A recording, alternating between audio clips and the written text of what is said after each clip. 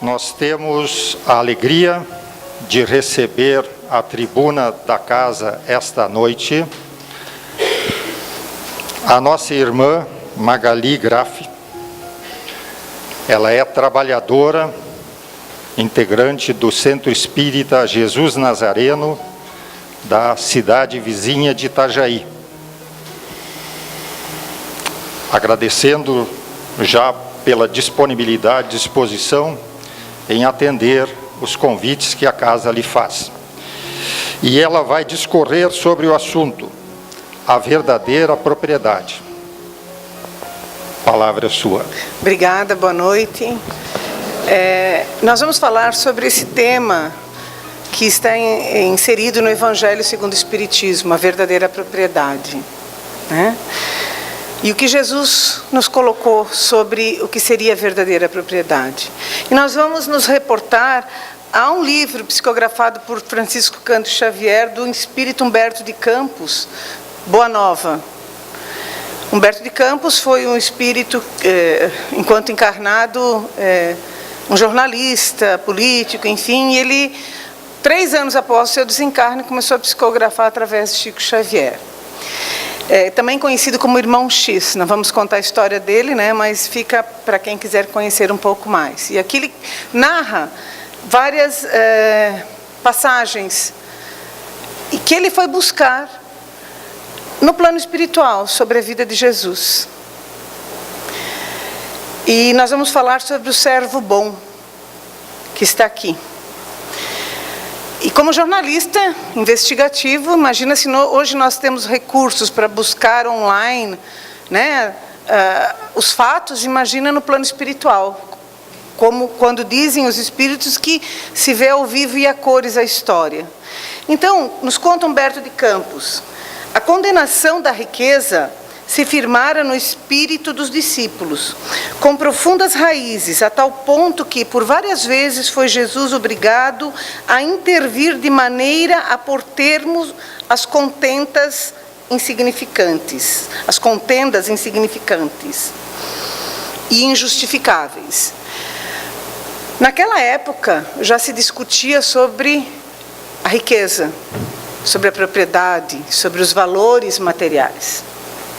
E nos diz Humberto de Campos que isso já era discussão entre os apóstolos, entre os principais seguidores de Jesus. Era uma preocupação. E Jesus muitas vezes tinha que dar, né, tinha que intervir, dar uma acalmada, uma explicada, porque os apóstolos não entendiam. E nós vamos perceber que nem nós entendemos ainda hoje o verdadeiro significado. Tadeu achava que deveriam entregar todos os bens aos necessitados. E hoje nós vamos ver que muitas pessoas ainda pensam assim no planeta. E até no meio espírita, ou cristão, enfim, né? Entregar tudo, se despojar de tudo. Porque o que importa é o espírito.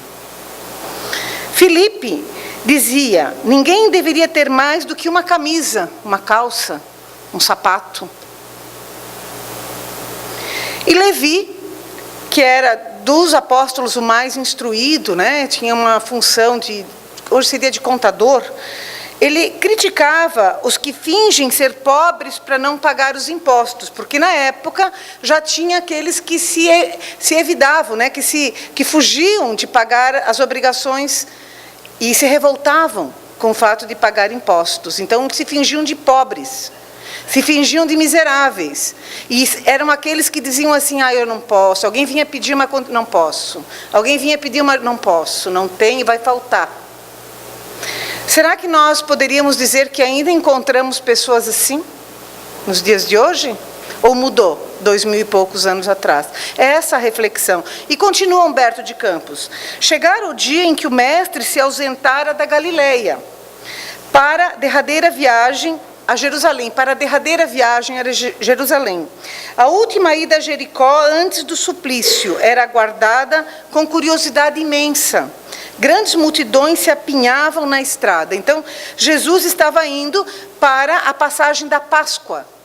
né? Era obrigatório que todos os judeus fossem, naquela época, vamos colocar a nossa Páscoa de hoje, o sentido é outro.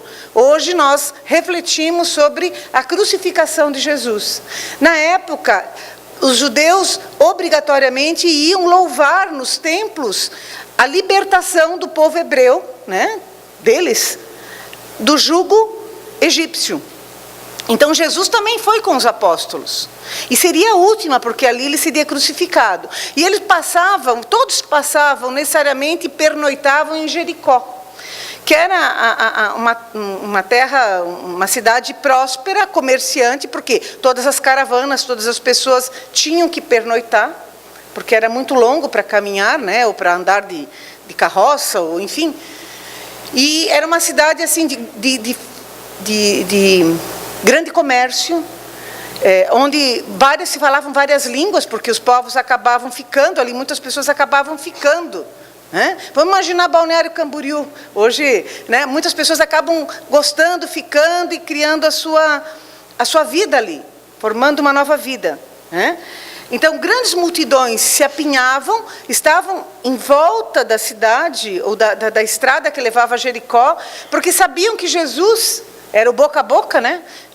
Estava vindo, e Jesus já era muito conhecido, seus ensinamentos, certo? Então,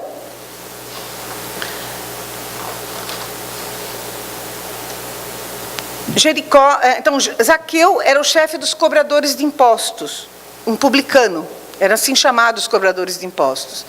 Zaqueu tinha baixa estatura, era um homem, né, pequeno em estatura, mas muito rico, era o chefe dos cobradores de impostos, era o chefe dos publicanos, era um homem muito rico, muito respeitado e conhecido. E ele já havia ouvido falar dos ensinamentos de Jesus. E ele tinha muita curiosidade de conhecer Jesus. E o que ele fez? Como ele não queria se expor, né, porque ele poderia pedir para os empregados, lá, enfim, colocar uma bancada, ou sei lá, e ele ficar esperando ali na primeira curva Jesus.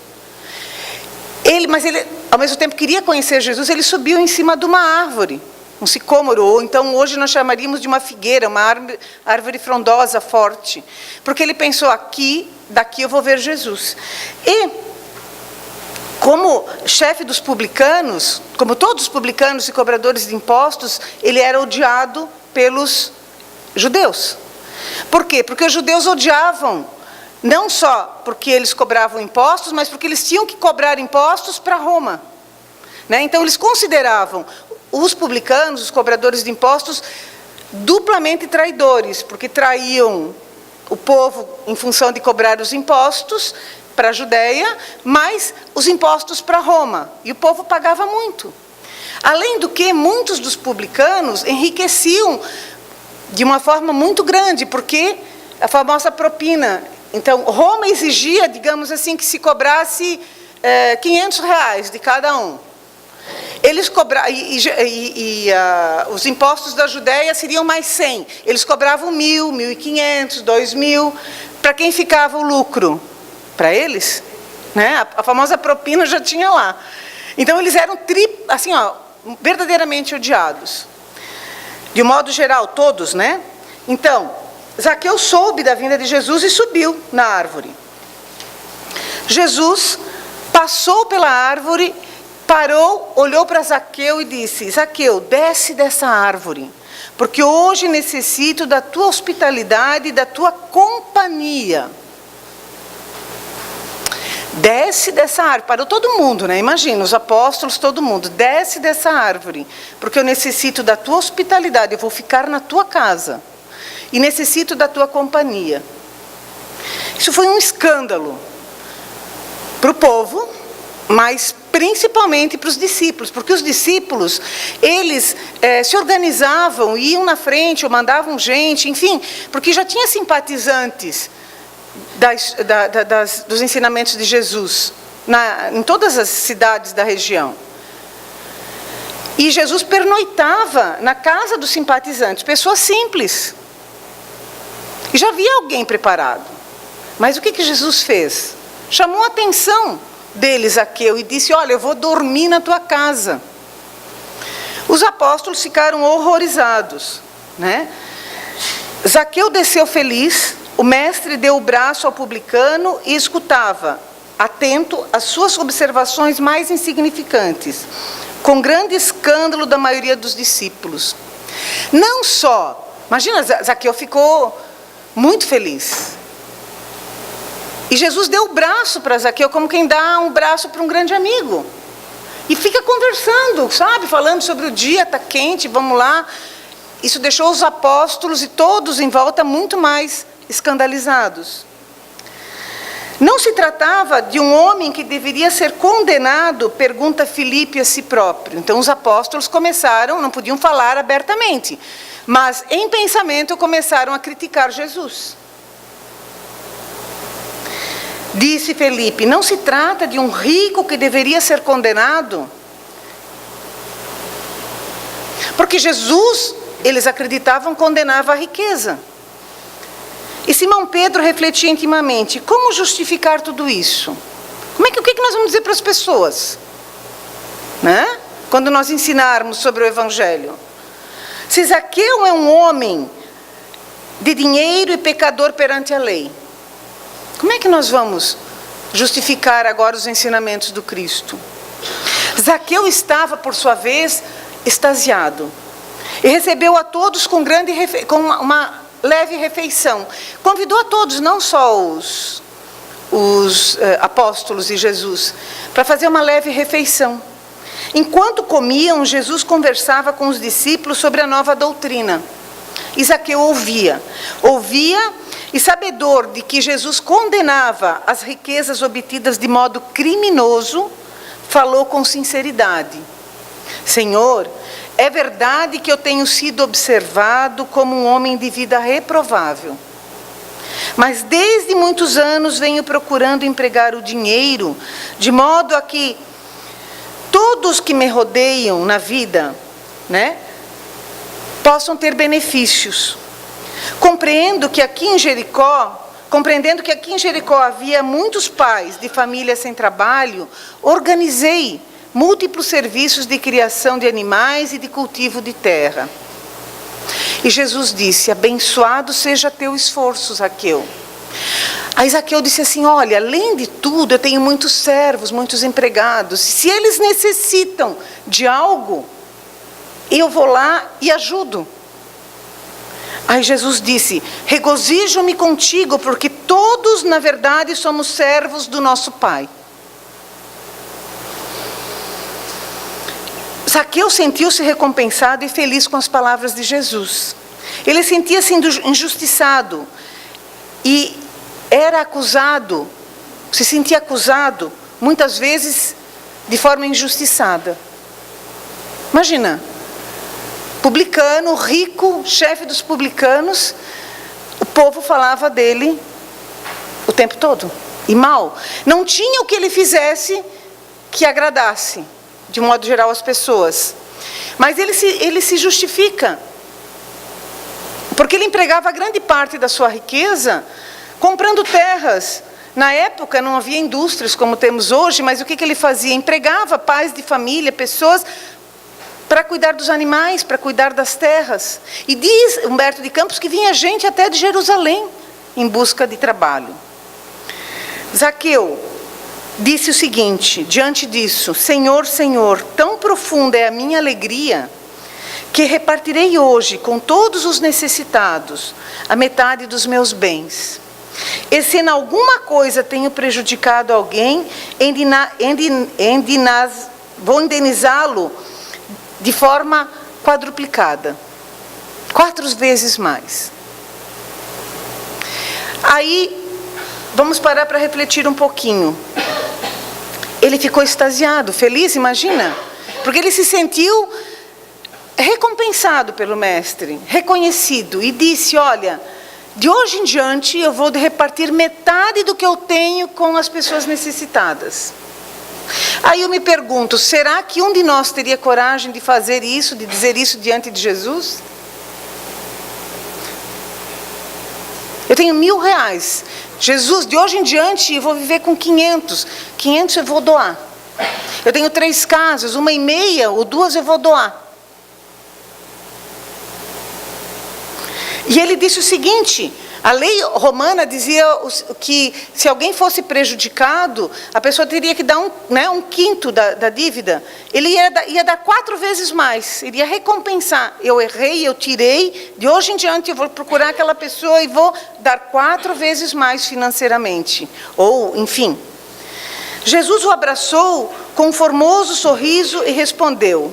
Um formoso sorriso, imagina o que seria esse formoso sorriso de Jesus, né? E respondeu: bem-aventurado és tu que agora contemplas em sua casa a verdadeira salvação. Bem-aventurado és tu, Zaqueu, que agora contemplas em sua casa a verdadeira salvação. Qual o significado disso? Na sua casa. Para Zaqueu foi justamente na casa porque ele estava recebendo Jesus. E naquele momento, se ele já tinha um processo, já vivia um processo de modificação, foi o divisor de águas para Zaqueu. E nós vamos refletir na nossa casa íntima, na nossa vida, né? O que seria essa verdadeira salvação? O que seria estar com Jesus? Zaqueu se ausentou naquele momento, pediu licença a Jesus e disse que iria preparar a ceia, porque aquela fora apenas uma leve refeição. Ele iria preparar a ceia, iria chamar os 2 filhos dele para que conhecessem Jesus, porque nada havia sido planejado por ele. Ele iria chamar a família para que conhecesse Jesus. E ele iria deixar aquela 1 hora, 1h30, os apóstolos e Jesus descansarem, se lavarem, enfim. Então foi o momento em que os apóstolos ficaram sozinhos com Jesus. Claro que Jesus já sabia de todos os questionamentos dos apóstolos. Nós estamos falando do governador espiritual do planeta, daquele que, segundo Emmanuel, segundo toda a tradição, que nós vamos encontrar, enfim, no Livro dos Espíritos, vamos encontrar no livro A Caminho da Luz, contado por Jesus, por Emmanuel, que presidiu a formação do planeta na sua origem, com os engenheiros siderais. Sim, porque nós evoluímos. Os planetas, os mundos evoluem. Há muitas moradas na casa do meu pai. A Terra já foi um mundo primitivo, né? Primeira morada dos espíritos, animais, enfim, rudimentares. Passou pelo mundo de provas e expiações, onde o mal, infelizmente, o mal humano, as provações predominam, está entrando no mundo de regeneração, aonde vai prevalecer aos poucos, gradativamente, a reencarnação daqueles que têm um espírito já propenso ao bem. Jesus presidiu, recebeu de Deus, como todos os espíritos, nós temos incumbências. Aqui essa casa tem uma equipe espiritual que coordena. Todos nós temos anjos de guarda ou espíritos protetores, não estamos jogados no universo, no planeta esmo. Olha o cuidado, nós sempre continuaremos trabalhando. As cidades, os países, Mael é o governador espiritual do Brasil, assim todos os países. E os orbes também têm o governador. Jesus é esse governador. Houve 1000 anos de preparação para que Jesus pudesse reencarnar no planeta. 1000 anos. Para poder dar uma leve, dar uma melhorada no clima espiritual das pessoas ali. 1000 anos. E já aconteceu tudo aquilo, imagina, né? Então Jesus, é claro que com sua capacidade, com sua equipe, né, que estava o ajudando nessa encarnação, ele ouvia todos os comentários, ele sabia dos comentários e das dúvidas dos apóstolos. Mas aí foi o momento derradeiro, né? Por que tamanha aprovação a um rico mesquinho? Perguntava um. As riquezas não eram condenadas pelo Evangelho, afinal de contas? Por que não se hospedar numa casa humilde de um simpatizante? De gente simples, que seguia os ensinamentos. Poderia alguém servir a Deus e ao mundo dos pecados? Aí Jesus conversa com eles e diz, com generosa firmeza, Amigos, acreditais porventura que o Evangelho tenha vindo ao mundo para transformar os homens em miseráveis mendigos? Será que o Evangelho veio para isso? Para trazer miséria? Em qualquer nível? Qual é a esmola maior? A que socorre as necessidades de um dia ou a que adota providências para uma vida inteira? O que é melhor para o indivíduo? Dar uma moeda, um pão, ou condições para que ele saia dessa situação? No mundo vivem os que entesouram na terra e os que entesouram no céu, disse Jesus. Os primeiros, aqueles que entesouram na terra, escondem suas possibilidades nos cofres da ambição e do egoísmo. Por vezes atiram uma moeda dourada aos famintos, que passam procurando livrarem-se de sua presença. E não fazemos assim às vezes? Alguém ali, aquilo incomoda, daqui dois reaisinhos dá. Os segundos ligam suas existências, vidas numerosas, fazendo de seus servos e dos auxiliares de esforços a continuação de sua própria família. Estes últimos sabem empregar o sagrado depósito de Deus e são seus mordomos fiéis à face do mundo. Os segundos são aqueles que tentam se unir às pessoas que trabalham, ou com outras pessoas que trabalham, ou se têm empregados, eles promovem mudanças. Eles se unem em grupos para transformar. Nós não podemos sozinhos transformar uma pessoa ou uma comunidade, mas num grupo como esse, nós podemos, se unirmos forças, fazer algo. Então Zaqueu, ele tinha dinheiro, ele vivia naquela condição, mas ele já estava fazendo algo diferente do que a maioria dos seus colegas. Os apóstolos ouviram Jesus espantados e começaram a se justificar, porque é assim que nós fazemos, né? Olha, então Filipe disse assim: Senhor, eu não compreendi bem, porque trazia no meu pensamento fixado, nos pobres, que a vossa bondade nos ensinou a amar. Então os apóstolos, eles estavam presos no ensinamento da pobreza, de que a riqueza é um pecado, de que a pobreza é o caminho para a salvação. E assim eles foram se justificando. Aí Jesus diz o seguinte: entretanto, Filipe, elucidou o mestre, é necessário não nos perdermos em viciações do sentimento. Eu acho essa frase maravilhosa. É necessário não nos perdermos nas viciações do sentimento. Os apóstolos, eles estavam perdidos na viciação do sentimento. O que é viciação do sentimento? Revoltados. Porque muitas vezes, quando nós não temos recursos financeiros, nós nos revoltamos. Nos revoltamos contra Deus. Nos revoltamos contra o vizinho que tem dinheiro, contra o outro, dizendo: tem porque roubou, tem porque enganou, porque ele não eu. Se não temos a beleza física e somos preteridos muitas vezes nos relacionamentos, não somos tão adulados, não temos o poder econômico, o poder social, enfim, nós jogamos a culpa em Deus, jogamos a culpa no outro. Nós estamos com o pensamento, com o raciocínio, com o nosso sentimento viciado. E é assim, quando não estamos no poder de mando, administrando a casa espírita, o que nós fazemos se a equipe da casa espírita, vou dar como exemplo, isso não acontece, mas assim, fazem uma novidade, mas 90% das pessoas criticam, sem muitas vezes saberem o porquê daquilo. Não estão lá para ajudar, não se oferecem para cargos, para trabalho, mas criticam. E assim nós vamos fazendo, é a viciação do sentimento. E Jesus pegou bem ali. E ele continua: nunca ouvistes falar, Filipe, numa terra pobre, numa árvore pobre, em animais desamparados e, acima de tudo, nesses quadros da natureza que Zaqueu procura atender? Não vês o homem, nosso irmão, nesses quadros? Uma terra pobre, animais pobres, um homem pobre, sem ter condições de trabalhar. Vamos pegar o nosso Nordeste, né? Tão lindo e maravilhoso, terra seca.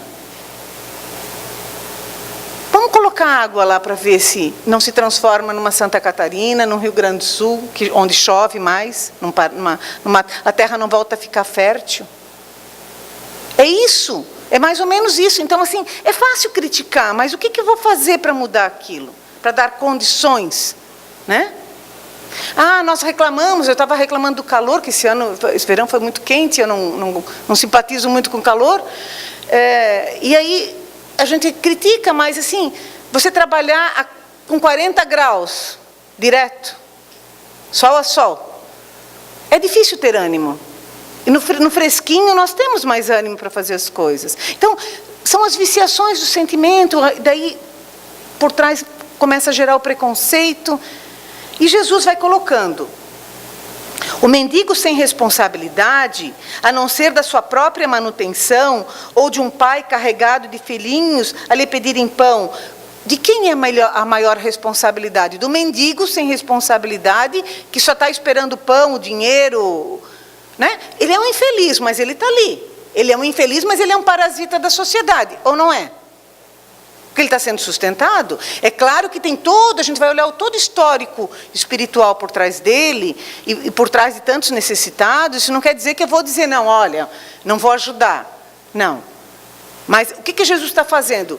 Na verdade, quem tem mais responsabilidade? Um pai, uma mãe que tem 3 filhos, 10 filhos, 5 filhos, ou toda uma estrutura para sustentar pedindo, do que alguém que está ali, olha, se tu me deres um pão, beleza, se tu não me deres, daqui a pouco o outro dá. Né? Sim, amigos, ditosos os que repartirem os seus bens com os pobres. Esses são ditosos. Mas bem-aventurados também os que consagrarem suas possibilidades em movimento da vida, cientes de que o mundo é um grande necessitado. O nosso planeta ainda é um grande necessitado. Estamos saindo, né, do mundo de provas e expiações para regeneração, para uma mudança, mas isso pode durar de 50 a 500 ou 1000 anos. Porque vão ter que reencarnar, a gente vai reencarnar, gente melhor, enfim. É uma mudança também nossa, vai depender de nós. Do que nós queremos para o nosso mundo, para o nosso país, para a nossa cidade. Para mim, né? E que sabem assim servir a Deus com a riqueza que lhes foram confiados. Então, bem-aventurados são aqueles que por algum momento adquirem riqueza, porque nós vamos chegar nisso daí, né, daqui a pouquinho dos motivos, mas que empregam para o bem da sociedade. Se eu tiver assim a bem-aventurança de ganhar na loteria que estava acumulada, nem sei se está ainda, né? 100 milhões. E se eu repartir 100 milhões, eu ganho em uma semana, um mês eu reparto 100 milhões. E mais um pouco do que eu tenho, eu vou ser mais um necessitado. Agora, se eu puder empregar esse dinheiro, ficando com uma parte para o meu conforto, mas doando, né, 1/3, 2/3, tentando fazer com que as pessoas, ajudando entidades, eu vou estar promovendo mais pessoas. Então é mais ou menos isso. Então Zaqueu apresentou seus filhos a Jesus, todos cearam, jantaram, né? Felizes, os próprios funcionários que estavam servindo também ali ouvindo. E após esse jantar, Jesus contou a parábola dos talentos, que é muito interessante, né? O que cada um de nós está fazendo com o nosso talento? Estamos enterrando? Estamos fingindo, estamos jogando na areia, onde nós estamos plantando os nossos talentos? Então ele, no final, olhou para Zaqueu e disse: bem-aventurado sejas tu, servo bom e fiel. Por isso que o título é o servo bom. No Evangelho, capítulo 16, no Evangelho segundo o Espiritismo, nós vamos ver no capítulo o seguinte título: não se pode servir a Deus e a Mamon. O capítulo que vai falar todo sobre a riqueza, o emprego da riqueza, o emprego dos prazeres e o egoísmo, né? Então, ele vai ter subtítulos falando sobre a utilidade providencial da riqueza, né? Ou seja, a riqueza, ela é útil? Ela é. Se não fosse, Deus não permitiria que assim a humanidade estivesse vivendo, né? Iria promover uma outra forma de econômica para a sociedade. Ainda não é possível mudar. Então, a riqueza gera progresso, tanto individual para o indivíduo quanto para a sociedade. Ou seja, eu posso estudar, eu posso viajar, adquirir cultura, eu posso, enfim. E eu posso promover isso para as pessoas, dando trabalho. Criando uma empresa, enfim, ajudando uma entidade. Aqui também se usa, mas nos Estados Unidos se usa muito, as pessoas que têm muito dinheiro, elas podem doar para as universidades, doar para os hospitais e aquela isenção de impostos, enfim. O Brasil funciona, mas meio, né, ainda tem que ser aprimorado. Então, eles promovem, às vezes dão bilhões para a cura de uma pesquisa, né, desde que as pessoas comprovem essa utilidade, né, essa contrapartida. As provas das riquezas, outro item, prova da riqueza e da miséria. Todos passaremos por essas provas. Se nós vivemos no mundo e sabemos que nós vamos reencarnar muitas vezes, além daquilo que nós já reencarnamos, e nos dizem os espíritos que para que nós possamos ser um dia espíritos bons, quiçá venturosos, um dia espíritos puros, nós teremos que passar por todas as situações, por todas as profissões, por todo o conhecimento que a Terra me permite e que outros planetas vão me permitir no processo evolutivo. Então, vamos passar pela prova da miséria, da pobreza, da riqueza, muitas vezes. A expiação é aquilo que eu tenho que passar obrigatoriamente porque eu devo para a lei. Eu matei 500, eu vou ter que, de alguma forma, de forma cruel, eu vou pedir para tentar recuperar esses 500 de alguma forma. Agora, as provas, nós espíritos vamos ter e vamos constantemente nos colocar à prova. Vou passar pela prova da riqueza. 1, 2, 10, até o ponto em que eu consiga ser rica e não me deixar levar e não me deixar prejudicar pela riqueza.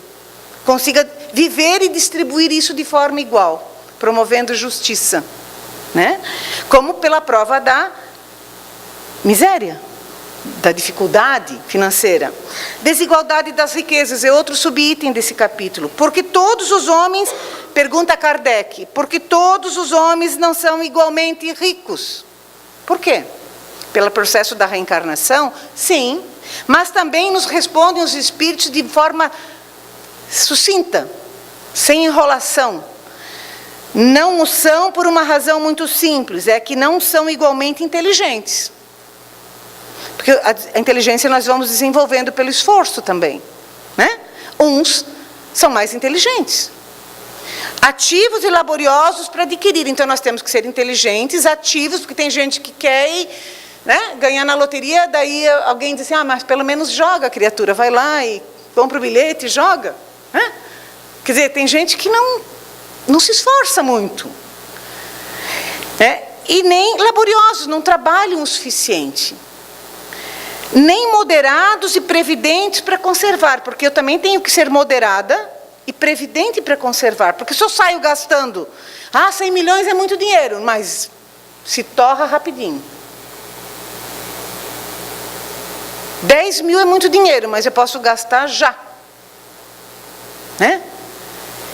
Então, e aí o item é a verdadeira propriedade. O homem não possui de seu senão o que pode levar desse mundo, nos dizem os espíritos amigos.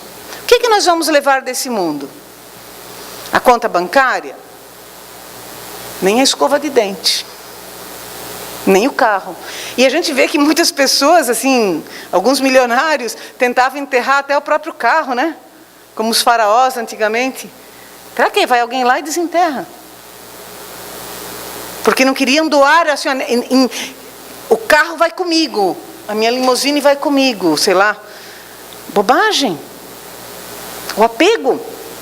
Nós não vamos levar, o caixão não tem gaveta. Nós vamos levar o quê? Qual é a verdadeira propriedade? A inteligência. Aquilo que nós aprendemos. O esforço que nós fazemos para aprender. Aprender o quê? algo na profissão, algo, como é que se diz, um labor, uma atividade, né, manual, alguma coisa, mas principalmente o que vamos levar com o Espírito. O que nós estamos fazendo para desenvolver o nosso espírito? O que eu estou aprendendo? Né? Zaqueu representa o aprendizado do uso do conhecimento, do uso da inteligência, do uso dos bens e das qualidades morais. O encontro com Jesus foi para ele, para esse espírito, grande divisor de águas. Nesse livro, Mulheres do Evangelho, do autor é Robson Pinheiro, pelo Espírito Estevão, e é bem interessante, apesar desse autor não ser assim necessariamente espírita, um pouco mais espiritualista, ele tem alguns momentos, mas esse livro é bem interessante. E o espírito que se diz Estevão, ele diz que não foi o Estevão de Jesus, né? Ele só usou esse codinome. Mas nós temos que olhar aquilo que se traz, se está de acordo com o Evangelho. E eu, antes de colocar, eu fui pesquisar. E na revista O Reformador, o confidente de Ivone do Amaral Pereira, grande médium, né, disse que ouviu o que foi relatado aqui várias vezes dela. Né? Então, nós vemos que tem uma fidelidade, né? É fidedigno. Ele, falando sobre Zaqueu, né? Zaqueu o publicano, é um capítulo. No finalzinho ele diz o seguinte, ele conta mais ou menos como Humberto de Campos. Zaqueu renasce e retorna ao palco do mundo. Esse espírito, Zaqueu. Um dia, uma multidão faminta, aflita e insegura procura o representante de Jesus. Após um dia estafante de trabalho, aquele homem já não encontrava forças para continuar atendendo aos convidados de Jesus. Aquele homem estava muito cansado. 19 séculos se passaram e agora ele renasce, refletindo nos próprios olhos o olhar do Rabi. Olhos doces, pequeninos e da cor de mel. Ele recebe uma mulher aflita. Zaqueu, renovado, sobre nova roupagem física, pergunta à mulher o que a angustia. Ela responde, meu Senhor, eu não tenho sequer 1 centavo para comprar o pão para os meus filhos. Como poderei então comprar o remédio para o menino que desfalece em meus braços? Os olhos experientes relembram o sofrimento dos séculos. Aquele espírito volta no tempo. E nas telas da memória, ele relembra a promessa feita a Jesus de que devolveria ao antigo dono tudo aquilo que dele extorquira e se doaria por completo àqueles a quem prejudicara. Cansado, já com o peso do sofrimento sobre os seus ombros, toca as próprias mãos. Ao perceber o único bem que lhe restava, o anel de médico, retira-o do dedo e o entrega à mulher, que, antes de partir, beija-lhe a mão de ancião. Reconhecendo naqueles olhos o reflexo do olhar de Jesus, agradece comovida. Obrigada, Dr. Bezerra de Menezes. Muito obrigada. Ele diz assim, não agradeça, filha. Estou apenas devolvendo aquilo que eu lhe tirei um dia. Jesus, sorrindo, permanece investindo na humanidade sem pressa, sabendo que o carvão mais negro se transformará um dia no diamante luminífero a irradiar a luz do sol.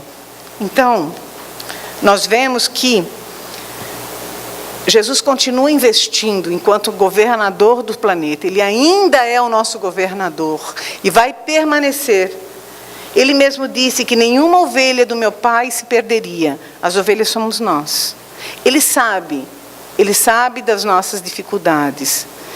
Ele, ao olhar para o espírito que fora Zaqueu, ele já sabia do seu passado e ele sabia do seu porvir, da sua intenção de renovação, de mudança, e que se transformaria naquele espírito amado pelos espíritas chamado Bezerra de Menezes, que continua a trabalhar, que poderia ter alçado voo a convite de Jesus, a convite de Maria na última encarnação, nos conta Divaldo Pereira Franco, que ele poderia escolher, não precisaria mais reencarnar no planeta, ele poderia escolher o mundo que ele quisesse viver, porque ele não tinha mais débitos com o planeta, pela bondade extrema. Mas ele disse que ele continuaria aqui, a orientar tantas equipes médicas, a orientar tantos centros espíritas e pessoas não espíritas e grupos não espíritas, porque ele queria ajudar o planeta, ajudar a humanidade, assim como tantos outros benfeitores. Então, por aí nós podemos ver que nós temos também muitos momentos de divisão de águas em nossas vidas. São aqueles momentos em que nós somos chamados a pensar, a refletir. O que eu estou fazendo com a minha vida? Onde eu estou empregando o meu tempo, o meu dinheiro? O que eu estou fazendo com o meu dinheiro? Tenho direito de usar para mim? Tenho. Mas o que eu estou fazendo para promover algo de bom? Eu não posso sair distribuindo para todo mundo, mas eu posso ajudar uma entidade. Eu posso lá ajudar, não só com o meu dinheiro, com o meu tempo, com o meu trabalho. Enfim, é um momento de reflexão. E temos que aproveitar a oportunidade, porque o mundo está mudando muito rápido para o estágio de provas e expiação. E a fila para reencarnar é muito grande. Então, agradecendo a paciência de vocês, né, eu desejo a todos uma excelente noite e uma excelente semana, que possamos refletir sobre isso, e eu gostaria que todos pudessem ler esse capítulo do Evangelho, essa noite, durante essa semana um pouquinho. Não se pode servir a Deus e a Mamon. Muito obrigada.